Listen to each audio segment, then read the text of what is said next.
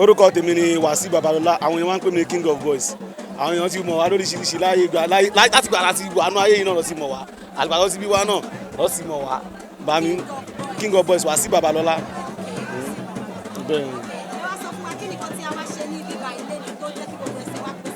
Nǹkan tí àwa ṣe ní ibà yìí ni àwa sí òkú dáàdi wa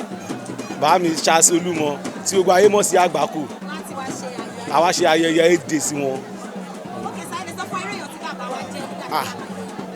Bàbá mi ṣe dá àwọn bàbá ilé tẹ̀ ń wò yìí àwọn sẹ́ẹ̀tì àwọn tásì mẹ́ta tẹ̀ nǹkan tó bá ní pé kí ló ń pè ní tásì mẹ́ta tẹ̀ nǹkan 100 ló ń pè bẹ́ẹ̀ àwọn bàbá ilé dáa gan ṣé mọ̀ ẹ kì í sọ nǹkan fún yín lẹ́nìí ṣé mọ̀ pé èèyàn tí ò jẹ́ nǹkan kan ló máa ń pera ẹ̀ ní nǹkan èèyàn tó bá jẹ́ nǹkan kò ní ever pera ẹ̀ ní nǹkan bàbá yìí ó jẹ́ nǹkan bọ̀ tán wá sọ fọ́lọ́run pé mi ò jẹ́ nǹkan at the end of the day Ọlọ́run bá mi sọ wọ́n di nǹkan ẹ ti understand àwọn bàbá tẹ̀ ń wò yìí tá a bá wà ní location táwọn nǹkan kékeré kan bá ṣẹlẹ̀ tó bá sọ alpha bí àwọn kan ń jà àwọn méjì kan ń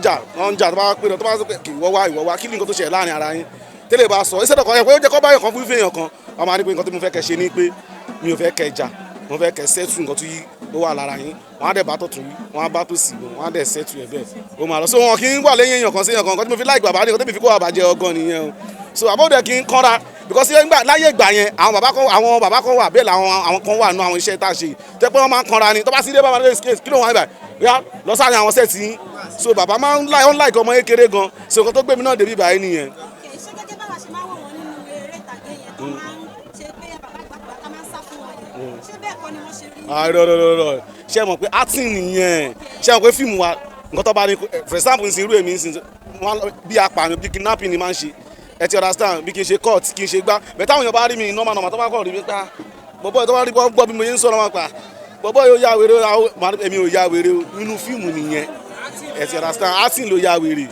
so kò jẹ́ bó ṣe jẹ́. irú bẹ́yìn náà ṣe wà irú ẹ̀kọ́ wo lè ti kọ́ lára bàbá lẹ́yìn gbogbo olú àwa inú mo ti kọ́ ẹ̀kọ́ rẹpẹtẹ lára bàbá àwọn ẹ̀kọ́ tí mo kọ́ lára bàbá ni pé ṣe rí ilé ayé yìí ó dá kí èèyàn máa lẹ́mìí rẹ̀ lẹ̀ number 1 number 2 ni pé ṣe ó dá kí èèyàn ní tẹríba gbogbo ẹ̀dá tó bá sì ní tẹríba láyé yìí òun gbogbo lónìí bàbá nẹ́mìí rẹ̀ lẹ̀ wọ́n dẹ̀ tún ní tẹríba ní tẹríba so mo fẹ́ kí àwọn èèyàn wa mo fẹ́ kọ́ ní ìtẹríba. èmi ò ní àdúrà púpọ̀ tí mo fẹ́ ṣe fún bàbá because bàbá fúnra ara wọn ti ṣàdúrà fúnra ara wọn kó tó lọ so àdúrà rẹ̀ ti gbà orúkọ tèmi ni Wasiu Babalola àwọn èèyàn máa ń pè mí ní king of boys àwọn èèyàn kọ́ gbogbo Nàìjíríà ló ń pè mí ní king of.